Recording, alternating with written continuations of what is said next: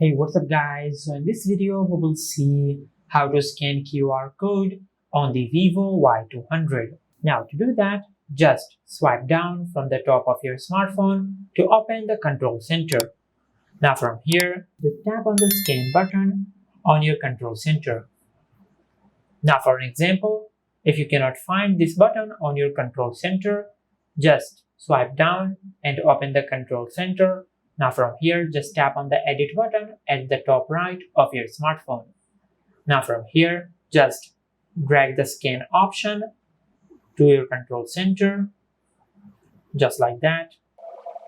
Now once you have added the scan option to your control center, just go back.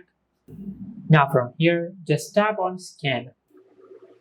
And once you enable this option, you can scan any QR code with your smartphone.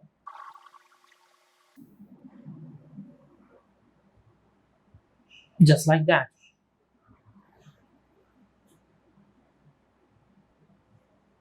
And this is how you can scan QR code on the Vivo Y200. If you found this video helpful, please like the video and subscribe to our channel and hit the bell icon to get notified when we upload a new video.